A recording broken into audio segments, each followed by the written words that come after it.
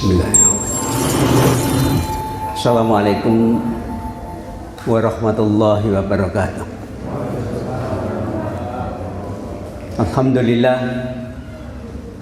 Alhamdulillahirabbil alamin wa bihi nasta'inu ala umuri dunya waddin. La haula wala quwata illa billahil aliyyil azim. Asyhadu an la ilaha illallah wahdahu la syarikalah. Syahadatan tunji qailaha min adzabin alim. Wa asyhadu anna Muhammadan abduhu wa rasuluhu alladzi ja'ana bidinil haq linahtadiya ila siratim mustaqim. Allahumma shalli wa sallim wa barik ala Muhammadin wa ala alihi wa man tabi'ahum bi ihsan ila yaumiddin.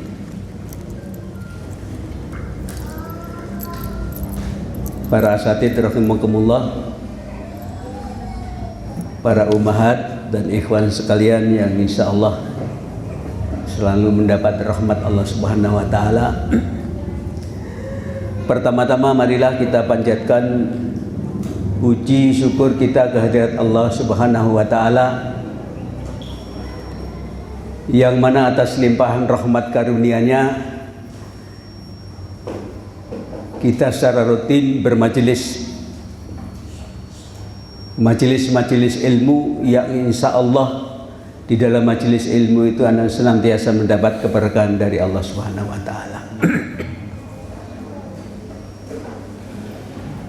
Yang kedua, kita bersyukur kita dipertemukan Allah di dalam majelis ini dengan satu agenda kajian rumah tangga yang berkah.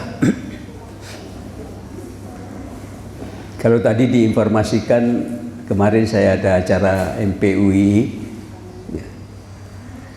Di dalam MPUI itu juga punya target 2045 ini Indonesia menjadi negeri yang menuju Indonesia yang berkah. Ya, mudah-mudahan kajian ini juga bisa memberikan andil untuk terwujudnya Indonesia menuju negeri yang berkah, 100 tahun Indonesia merdeka begitu. Karena bagaimanapun juga keluarga adalah komunitas terkecil dari masyarakat. Masyarakat juga bagian daripada sebuah bangsa. Oleh karena itu, ya, keberkahan satu negeri cikal bakalnya harus terwujudnya masyarakat rumah tangga yang penuh dengan keberkahan. Hadirin rahimakumullah, di dalam menentu rumah tangga mesti ada suami, istri, dan anak-anak. Maka dalam rumah tangga sering di dalam membangun rumah tangga selalu dalam merujuk kepada surat Ar-Rum ayat 21, amin ayatihi an khalaqalakum min anfusikum azwajan litaskunu ilaiha wa ja'ala bainakum mawaddah warahmah inna fi dzalika laayatal liqaumin yatafakkarun. Jadi berkumpulnya antara laki-laki dan wanita yang diikat dengan perkawinan itu merupakan satu tanda-tanda kebesaran Allah. Perkawinan itu diikat dengan satu ikatan yang ikatan spiritual. Betul-betul harus dijaga, karena ketika kita akad nikah itu dengan menggunakan nama Allah, dan itu bertemunya antara ya laki-laki dan perempuan dalam rumah tangga itu merupakan satu kebesaran, tanda-tanda kebesaran Allah. Tujuannya supaya kalian ya rumah tangga yang sakinah, mawaddah, warahmah. Setiap insan yang berumah tangga mesti memiliki cita-cita ada kebahagiaan yang muncul sakinah, mawaddah, warahmah. Ini tidak serta-merta muncul begitu saja tanpa peran aktif dari laki-laki dan wanita yang diikat dalam satu rumah tangga. Oleh karena itu ikatan yang sakral ini harus betul-betul dijaga. Karena ketika kita tidak bisa menjaga, berarti kita tidak menghormati kebesaran-kebesaran Allah.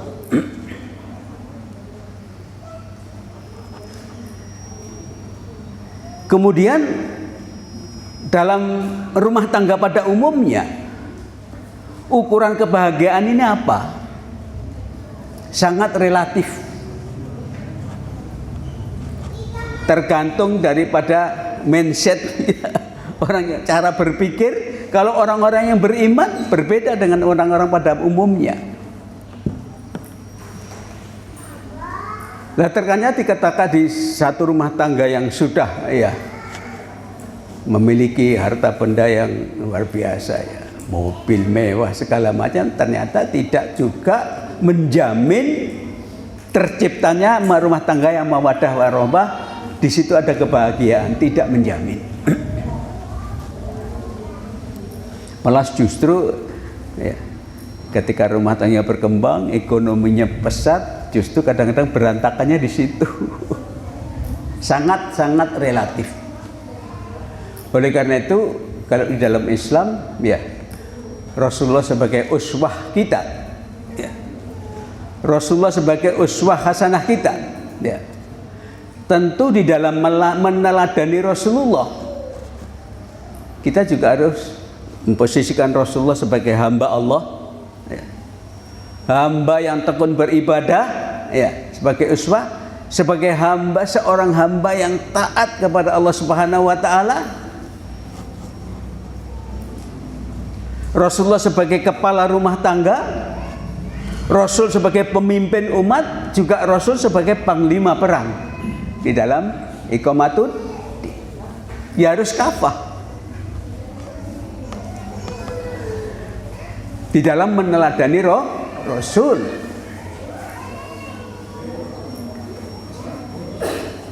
Rasul sebagai sosok pribadi, hamba Allah yang taat.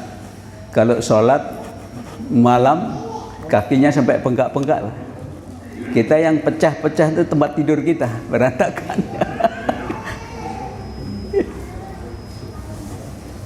Yang sudah dijamin surga aja sholatnya seperti ini sebagai individu.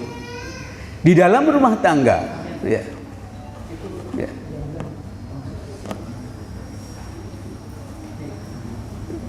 Kalau Rasul mengatakan baiti janati, baiti janati, rumahku adalah surgaku.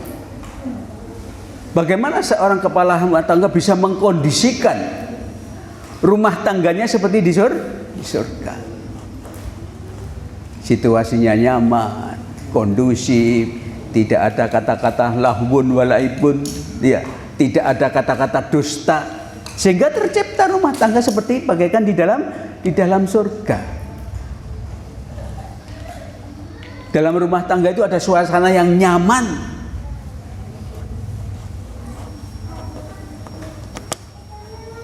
Tidak suami mengkritik istrinya, istrinya mencurigai suaminya, macam-macam terjadi seperti itu.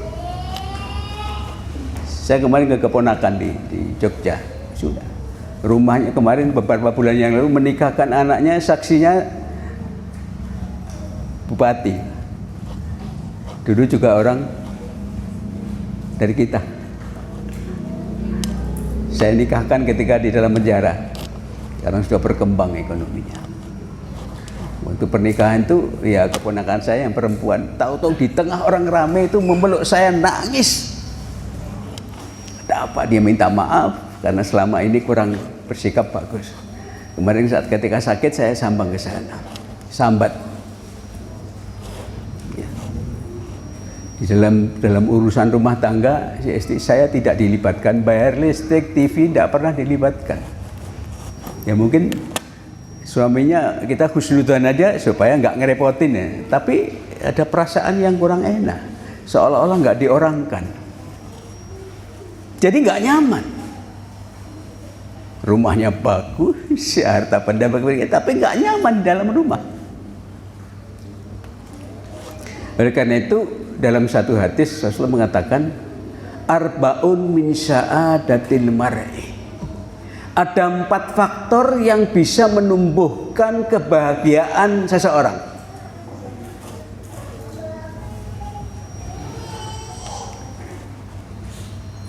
Yang pertama, antakuna zaujatuhu sholihatan.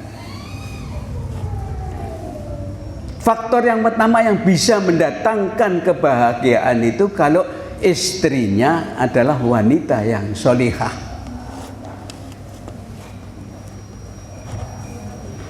Kita sudah bisa bayangkan ya, ciri-ciri wanita sholihah. Dipandang menyenangkan, diperintah taat, ditinggal suaminya menjaga dirinya dan hartanya, ya. Menyenangkan, tidak banyak menuntut, menjaga ya rambu-rambu Allah. Itu faktor yang pertama. Untuk memperoleh istri yang solehah tentu tidak gampang juga.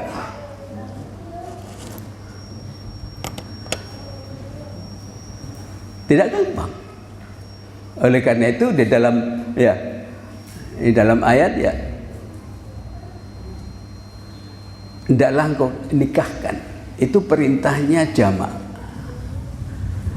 melibatkan bukan individu tapi antar satu dengan yang lain, sehingga bisa menghubungkan mana wanita yang solihah, suami yang soleh ya. Wa ankihu ayyama minkum wassolihin. Tidaklah engkau nikahkan orang-orang yang sendirian, orang-orang yang ya. Perintahnya berbentuk jamak. Oleh karena itu, untuk memperoleh wanita yang solehah sebagai calon istri, ya kita harus melibatkan. Ada ta'aruf, ya, keterlibatan saudara-saudara kita, ya, orang ini orang baik apa tidak. Ya tidak bisa seorang pemuda datang satu kampung nyari-nyari sendiri, nggak bisa. Jangan-jangan salah pilih nanti. Maka melibatkan orang lain. Kemudian yang kedua, wa auladukum abroron. Anak-anak mereka adalah anak-anak yang berbakti kepada orang tuanya. Untuk mencetak anak-anak yang berbakti kepada orang tua ini sekarang nggak mudah. Apalagi sistem pendidikan kita di dalam MPUI juga masalah kan. Profesor Daniel yang diserai untuk memidangi bidang pendidikan begitu, malah menganjurkan gerakan bolos nasional. Karena apa? Di sekolah-sekolah ini adalah sarana sekularisasi yang masif sekali. Jadi anak-anak kita tidak dididik menjadi anak-anak yang berbakti, anak-anak yang soleh, enggak. Menjadi robot-robot ya, untuk melayani ya industri demikian rupa. Maka kemarin kita rapat di MPUI, sudah Ustadz Ahmad Rofi'i dari Karawang, beliau sebagai Pokja pendidikan, dan beliau ya tesisnya itu di bidang pendidikan. Beliau sudah mempersiapkan kalau toh suatu saat umat Islam diberi kesempatan untuk memimpin negeri ini, konsep pendidikan sudah disiapkan.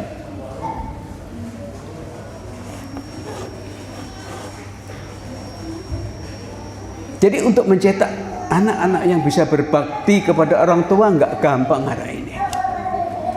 Apalagi dengan sekolah menggunakan sarana HP. di dalam HP itu banyak aplikasi yang sudah justru menjauhkan seseorang dari nilai-nilai agama. Berat sekali.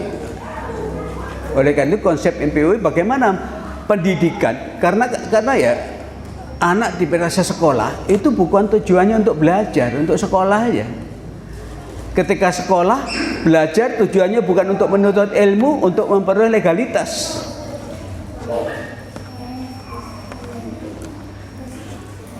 Jadi tujuan sebenarnya pendidikan seperti apa?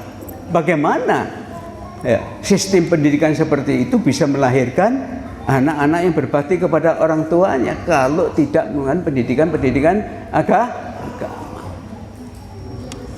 Nah, solusinya adalah lembaga pendidikan di pesantren.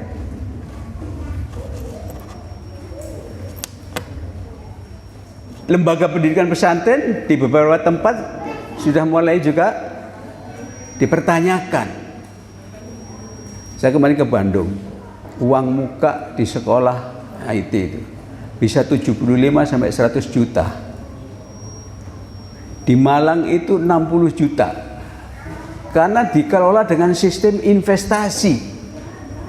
Lembaga pendidikan pesantren dikelola dengan sistem investasi. Tujuannya apa? Keuntungan ya Pak? Mereka sekolahnya seperti hotel bintang 5. Bagaimana? Itu ada, tidak semua pesantren seperti itu. Saya di Malang diminta untuk ngisi di lembaga pendidikan yang dengan sistem seperti itu. Saya kritisi aja.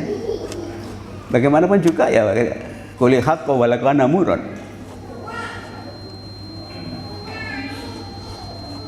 Dan ketika ustadz-ustadz yang ada pengabdian di situ, masya Allah, tiap bulannya itu sangat tidak memadai dengan megahnya sarana pendidikan di situ. Kita diminta untuk mencarikan tenaga pengajar. Setelah di situ berapa bulan nggak kerasan. Ya bukan kita mencari finansial, enggak, tapi sangat tidak memadai dengan sarana pendidikan yang demikian mewah. Karena dikelola dengan sistem investasi. Ya memang uang muka 60 juta. Di Bandung itu 75 sampai 100 juta. Bagaimana? Apa kira-kira terjangkau? Oleh karena itu, faktor yang kedua yang memungkinkan datangnya kebahagiaan, faktor kedua adalah wa auladukum abrorun. Anak-anak mereka menjadi anak-anak yang berbakti, tahu birrul walidain.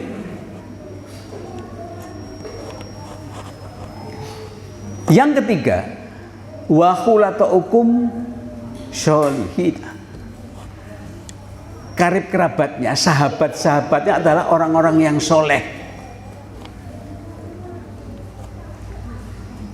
Kalau kita punya teman, pernah sahabat-sahabat yang soleh, ya, saling ta'awanu alal birri wa taqwa. Ya, ketika kita safar, ya keluarga kita dijaga. Ya. Tapi kalau pergaulan, artinya kolega kita, teman-teman dekat kita bukan orang-orang yang soleh, bisa-bisa dikhianati.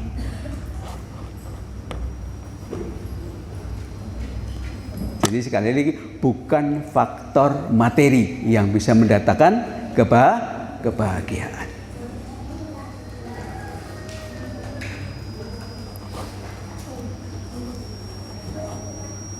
Yang keempat, antakuna rizquhu fi biladi. Rezekinya diperoleh dari negerinya sendiri.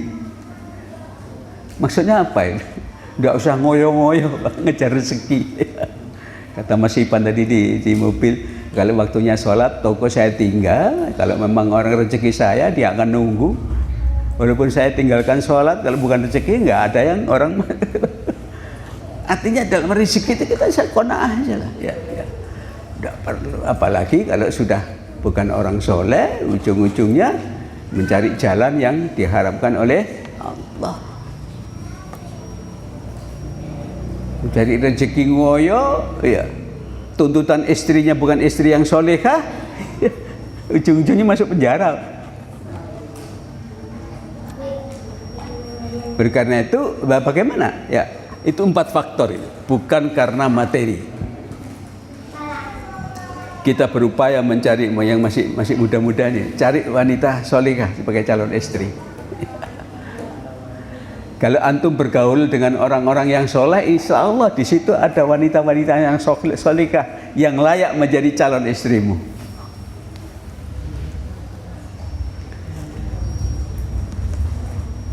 Nah, kalau kita bergaul dengan orang-orang umum pada umumnya ya begitu, ketemu jodoh di jalanan, kan lebih baik ketemu jodoh di masjid.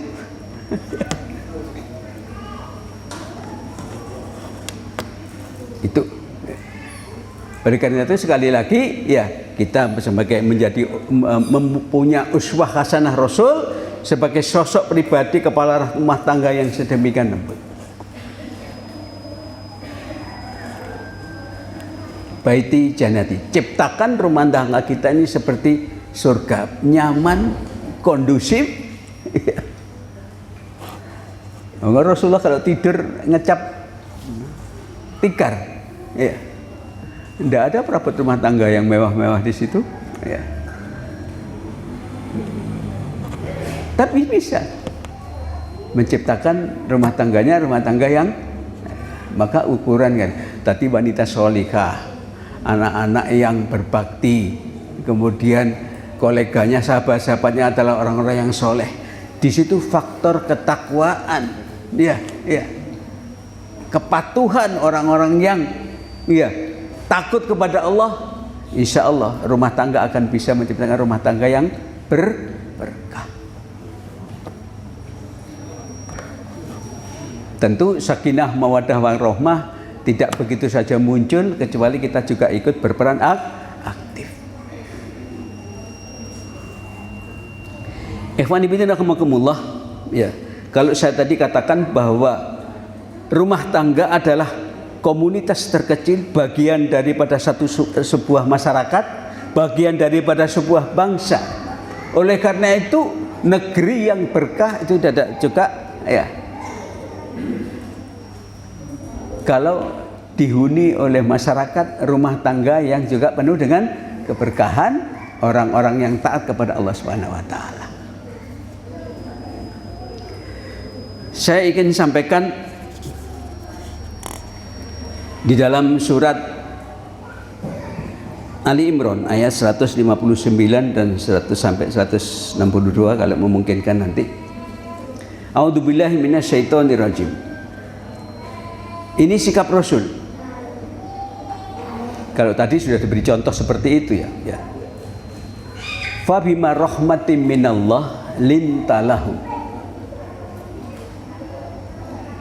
Walau kunta faddan ghalidal qalbi lan faddu min haulik.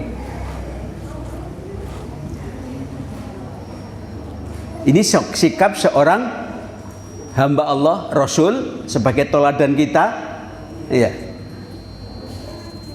yang nanti juga berpengaruh kepada tatanan kehidupan bermasyarakat, juga berpengaruh kepada izul Islam wal muslimin. Hanya dengan rahmat Allah sajalah, ya.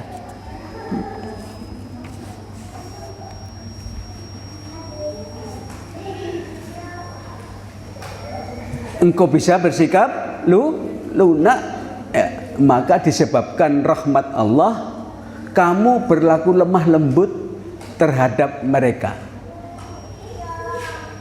Fa bi rahmatin minallahi lintalahum. Hum di situ adalah umat. Hanya karena rahmat Allah kamu bisa bersikap lunak. Sehingga ciri Rasulullah, laqad ja'akum rasulun min anfusikum azizun 'alaihi ma anittum harisun 'alaikum bil mu'minina raufur rahim. Ya. Rasulullah adalah seorang rasul, datangkan di antara kalian seorang rasul yang memiliki sifat-sifat, ya, sangat berat perasaan, yang di dalam perasaan Rasulullah melihat keadaan Arab jahiliyah pada waktu itu.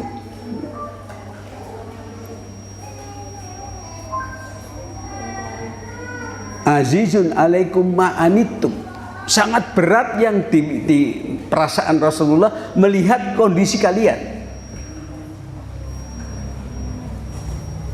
Harisun alaikum, sangat tamak, sangat ingin kalian ini berada dalam keimanan. Bil mu'minina raufur, dengan orang-orang mukmin beliau sangat kasih sayang. Itu. Maka hanya karena rahmat Allah kamu bisa bersikap lembut, itu karena rahmat Allah. Kalau kita sebaliknya harus menjemput bola supaya rahmat Allah itu turun, sikap lunak harus kita dahulukan supaya kita mendapatkan rahmat Allah. Kalau Rasul diberi anugerah oleh Allah, karena yang dipersiapkan untuk membimbing umat. Ya. Kita harus menjemput itu. Tadi malam itu saya sampaikan begitu. Ya. Lau kunta faddon ghalidul qalbi lan faddu min hauli. Kalau Rasul bersikap keras, ya, bersikap keras, berhati kasar, ya, lan faddu min hauli, tentu mereka akan menjauh dari kalian. Ini dalam konsep tarbiyah mengkondisikan umat, juga termasuk mengkondisikan supaya rumah tangga itu juga kondisi seperti itu. Kalau tadi ya wanita solihah baik istri, kemudian masuk rezeki juga. Ini faktor finansial juga. Tadi di sini faktor akhlak. Lemah lembut, tidak bersikap keras, tidak berkata-kata kasar, ya begitu ya. Walau kunta khadfadun ghalidul qalbi lan fatu min haulik, ya. Sekiranya kamu bersikap keras lagi berhati kasar, tentulah mereka akan menjauhkan diri dari kamu. Lan fatu min haulik.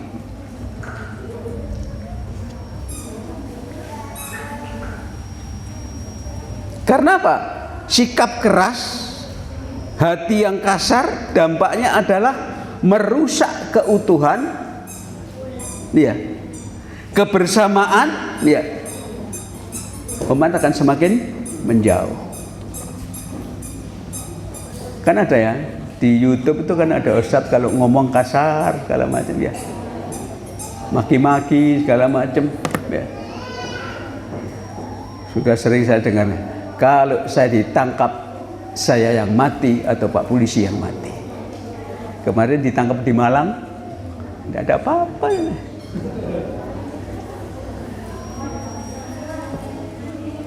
Itu sangat tidak, ya, Rasul tidak pernah berkata-kata seperti itu, apalagi nunjuk orang, ya, menyebut nama orangnya dicaci maki sedemikian rupa. Dalam konteks dakwah itu tidak akan menguntungkan dakwah Islam.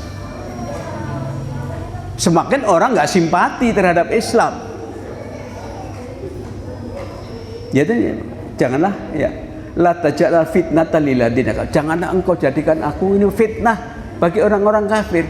Karena sikap perbuatan kita orang semakin menjauh dari Islam.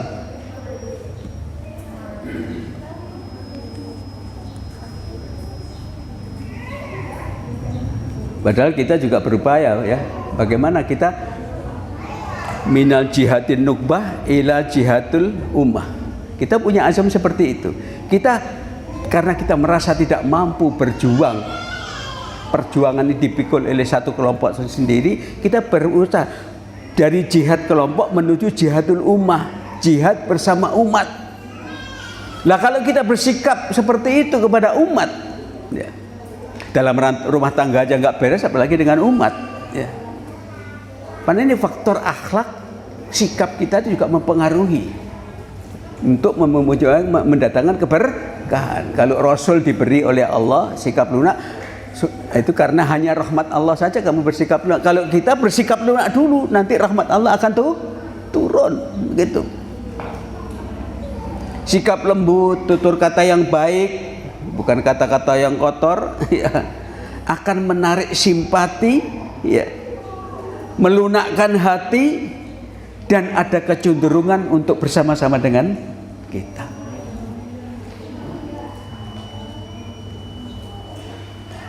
Abdullah bin Umar berkata, aku melihat sifat Rasulullah itu ya, tidak pernah bersikap kasar, tidak pernah ngomong di pasar-pasar, tidak pernah begitu.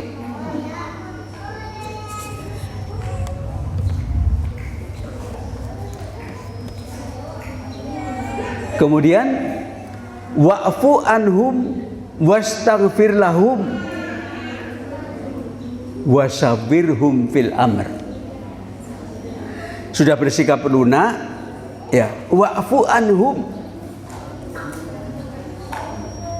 beri maaf dia. Karena umat ini juga kadang-kadang ada salahnya, ada kekurangannya. Seorang suami melihat kekurangan istri, maafkanlah, maklumi. Jangan karena kita ingin yang idealis, kekurangan istri yang sedikit tadi menjadi berantakan. Kita menuntut lebih. Wa'fu anhum wastaghfir lahum. Kita memaklumi ya kekurangannya, ya kalau perlu sampai dalam tahap mungkin ada kesalahan, mintakan ampun. Dimanti jambi dibina untuk ya selalu beristighfar, tapi kita juga mendoakan, membantu supaya ya kesalahan-kesalahan diampuni oleh Allah. Dan yang lebih penting wasawirhum, ajak musyawarah. Seperti tadi ya, ponakan saya tadi, bayar TV, lampu aja nggak tahu sudah segalanya, pokoknya untuk belanja. Istilahnya kalau orang Jawa itu nggak diwongke, nggak diorangkan. Mengajak musyawarah itu mengorangkan orang. Kalau kita ingin membangun rumah tangga, nggak bisa peran suami aja kalau tanpa peran istri. Kita ajak bagaimana membina rumah tangga yang bagus ini. Kita ajak musyawarah. Istilah betul-betul diorangkan, diposisikan sebagai apa? Pasangan untuk membina rumah tangga.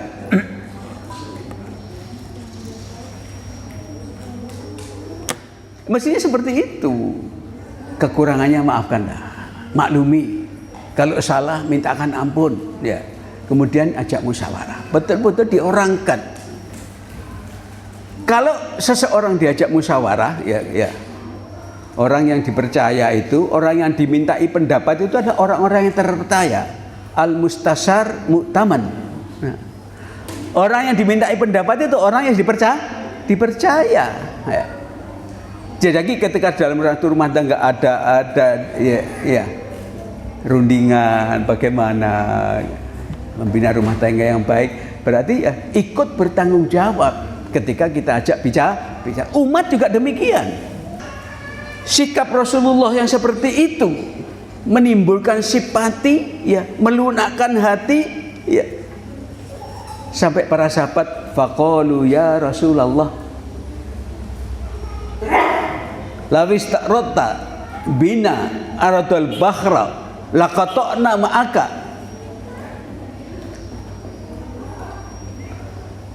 Walau syaratta bina ila barkil imati barkat maka wala naqulu laka kama qala qaumu Musa ila Musa.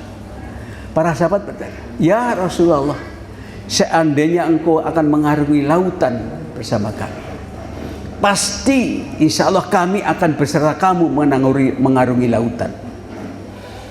Kalau engkau akan mengarungi kegelapan malam di satu daerah Barkil Imat, itu ada daerah yang begitu, kami akan bersama engkau ya Rasulullah.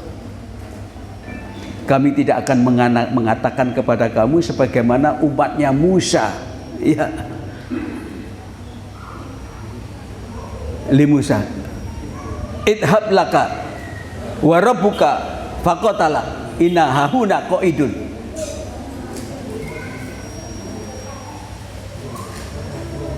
Kami tidak akan mengatakan seperti umat Musa, ya, kepada Musa, hei Musa, pergilah kamu bersama Rabbmu, berperanglah kamu berdua bersama Rabbmu, kami akan duduk-duduk di sini aja. Tidak, kami tidak akan mengatakan seperti itu. Walakin naqulu idhab wa nahnu ma'aka Pergilah Muhammad dan kami akan beserta kamu. Selalu begitu. Itu kan ada simpati ya. Karena sikap Rasulullah yang menarik hati tadi. Sehingga menumbuhkan seperti dia ya. Akan bersama kamu ya Rasulullah ya. Baina yadaika wa an yaminik wa an shimalak. Kami akan selalu kita berada di sekitar engkau ya Rasulullah, baik di kiri maupun di kanan engkau ya Rasulullah.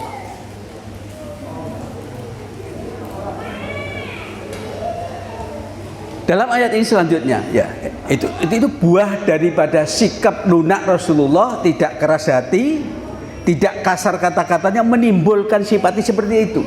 Tetap ingin ya, kalau kita sering ngiritisi teman-teman kita di Jakarta kan begitu ya. Banyak yang keluar gara-gara sering diguyoni berlebihan. Guyonan yang berlebihan sampai ya lebih banyak, nggak enak lah, nggak nyaman lah. Keluar aja gara-gara itu saja. Maka sikap lunak ini juga akan ya berpengaruh di dalam membina rumah tangga, apalagi membina satu komunitas tertentu. Fa idza azamta fatawakkal Allah. Jadi kalau kita sudah berazam, musyawarah dengan mereka, tawakal kepada Allah.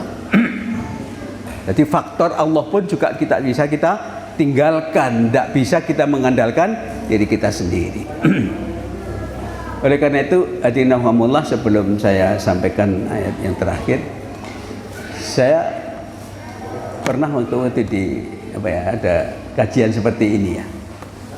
Ketika seorang pemuda kemudian nikah, di dalam awal kehidupan berumah tangga, tentu saya pernah nasihatnya begitu. Antum tidak bisa lagi bersikap mengambil langkah tanpa memperhitungkan perasaan istri. Antum sudah nggak sendirian lagi. Kalau kemarin antum bebas saja, mau kemana bebas. Sekarang mau pergi harus mempertimbangkan. Ada istri di situ.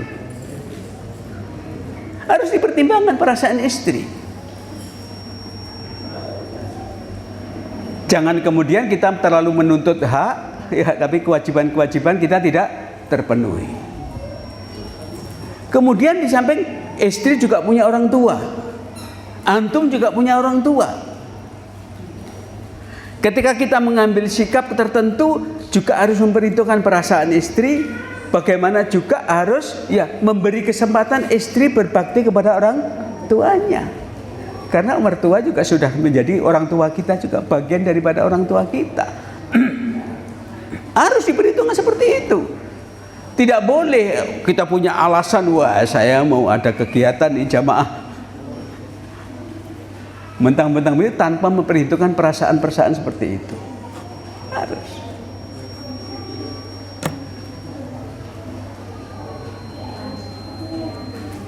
Beri kesempatan. Dulu ada ikhwan kita yang rumahnya di NTB ya.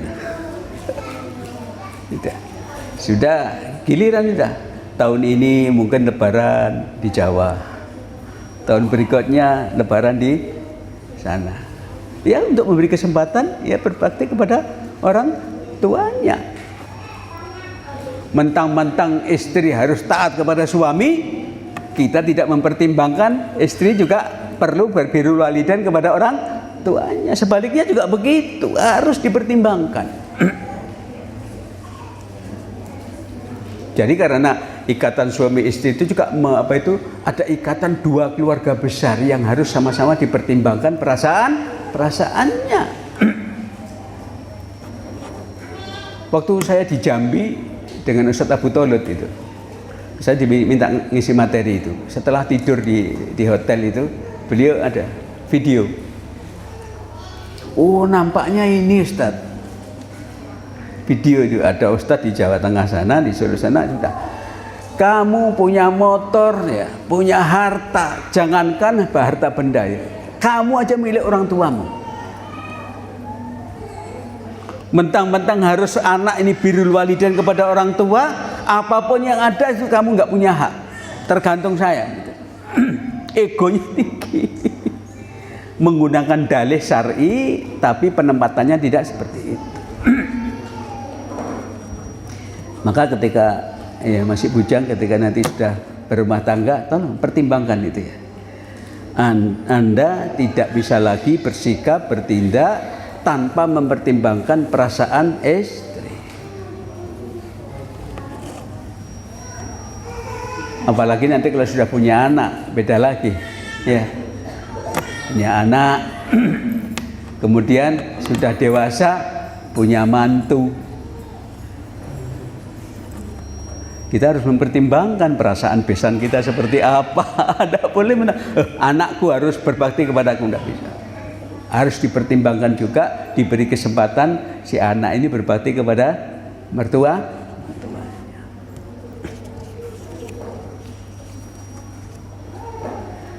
Ikhwan fillah rahimakumullah, maka tadi kembali kepada sikap lah. Fa bi rahmatin minna lintalah. Hanya karena rahmat Allah kamu bersikap lunak terhadap mereka.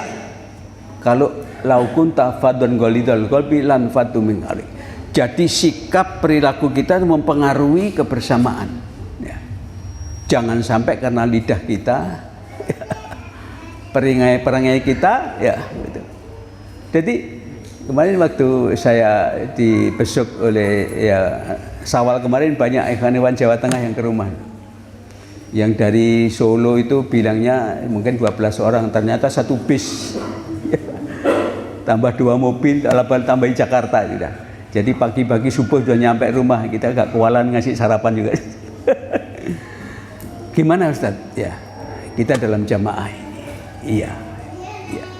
Ini adalah rahmat Allah. Wa'tasimu bihablillahi jami'an wa la tafarraqu. Wadhkuru nikmatallah in kuntum a'da'an fa'alafa baina qulubikum. Kita sudah diikat dengan satu jamaah karena perintah Allah, wa'tasimu bihablillahi jami'an. Ingatlah rahmat Allah. Ketika kamu bermusuhan, kemudian Allah menyatukan hati kita. Untuk menjaga kebersamaan seperti apa? Realnya seperti apa? Supaya kita tetap bersama. Kalau tadi faktor akhlak. Ikhfatillah yatfatka. Ikhfatillah tajidhu tujagaka. Jagalah Allah, ya, kamu akan dijaga oleh apa yang dijaga? Allah Maha Perkasa, ya. Maksudnya rambu-rambu Allah harus tetap kita jaga.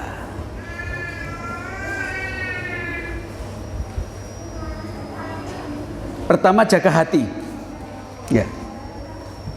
Hati ini harus dijaga, jangan sampai ada don, hasad segala macam. Rabbana ighfir lana wa li ikhwanina alladziina sabaquna bil iman wa la taj'al fi qulubina ghillan lil ladziina amanu. Jangan sampai ada ghil dalam hati kita. Terutama ya kalau ada kaum muslimin yang sudah senior-senior kepada kita, orang yang mendahului kita. Ya. Jangan sampai ada ghil. Karena itu sumbernya di situ. Kemudian jaga lisan.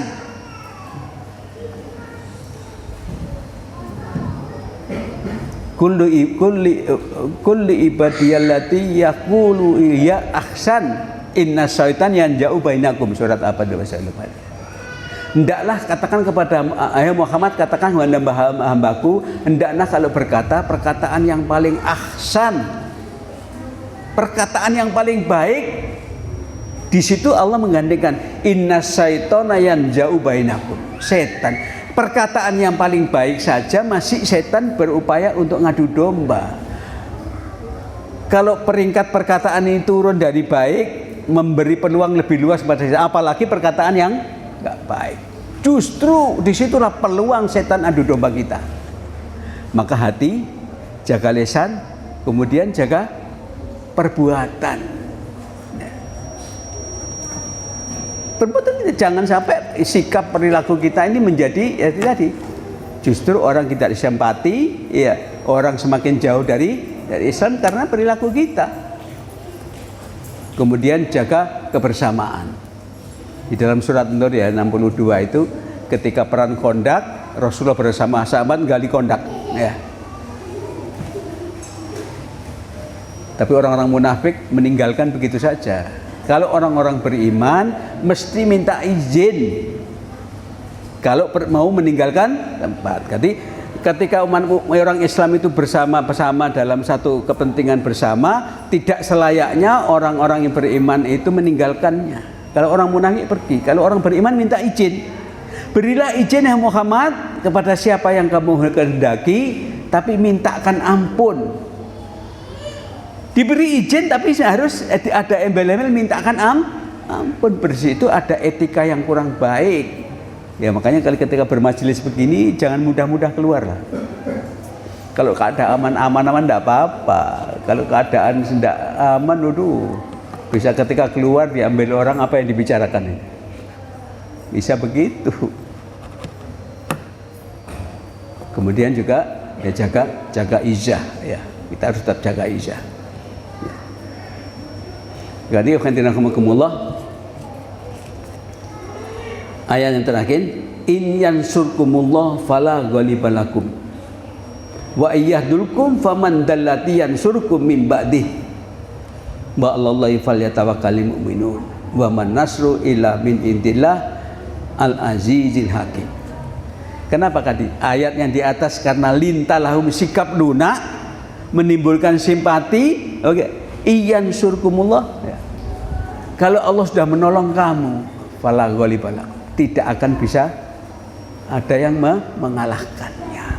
Makanya keutuhan kesatuan umat inilah ya, yang memungkinkan Nasrullah datang.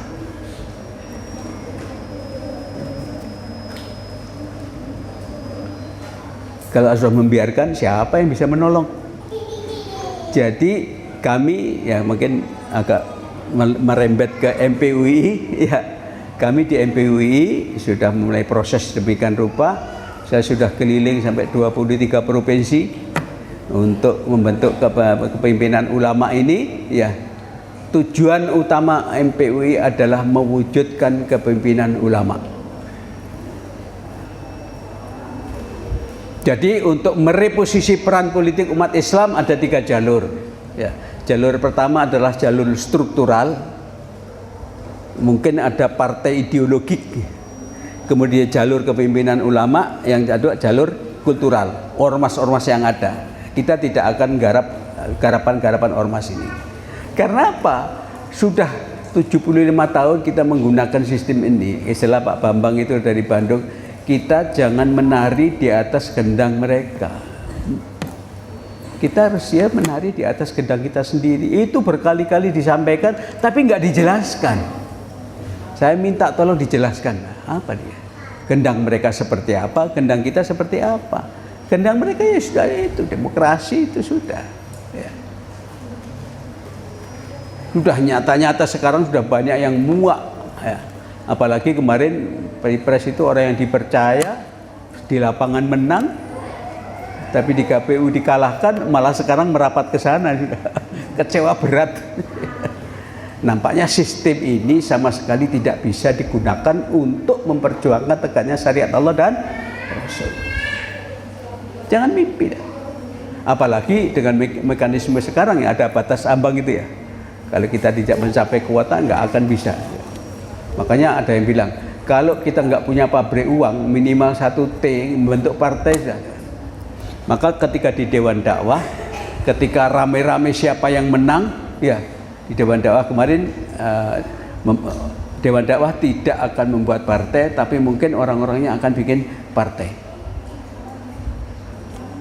Nah begitu. Terus pesan Pak Nasir, selamatkan dan kelola Indonesia dengan dakwah. Terus saya diberi kesempatan untuk bicara. Mohon maaf, saya bukan orang dakwah, saya menghadapi senior-senior ini karena petinggi-petinggi ya pengawas dan pembina Dewan Dakwah. Kalau manhaj yang sudah dibakukan oleh Allah untuk Rasulullah adalah manhajnya dakwah wal jihad. Terbukti ketika kita berebut siapa yang menang, Allah memberi ibrah matinya Mursi yang sudah jadi presiden. malah matinya di penjara. Itulah politik yang tidak dikawal dengan kekuatan.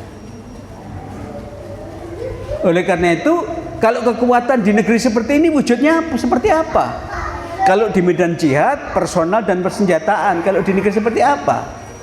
Maka kekuatan itu adalah kekuatan kesatuan umat.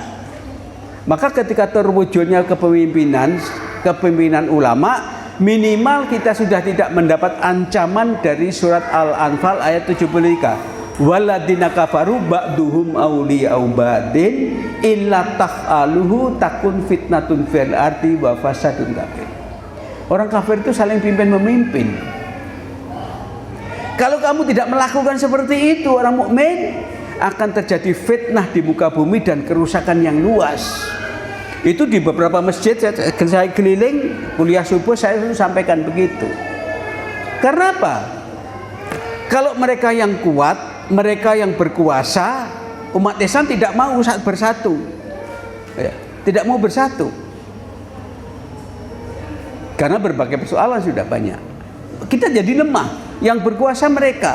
Kalau mereka yang sudah memimpin pengelolaan masyarakat negara ini bukan dengan konsep wahyu. Terbukti di dalam surat An-Naml itu kata-kata Ratu Bilqis, ya. Saya menyerujuk gitu. Ratu Bilqis ini setelah mendapat surat dari Sulaiman, hendaklah engkau tunduk kepadaku, ya. Kalau kamu nggak mau tunduk, aku datangkan pasukan yang nggak bisa dikalahkan. Ratu Bilqis gampang ini, wah ini seorang raja yang kuat, punya pasukan yang nggak bisa dikalahkan. Bayangan Ratu Bilqis, Nabi Sulaiman itu bukan nabi, seorang raja saja. Setelah dia musyawarah dengan pembesar-pembesarnya, dia mah qalat innal muluka idza dakhalu qaryatan afsaduha wa ja'alu aizata ahliya adilatan wa kadzalika yaman.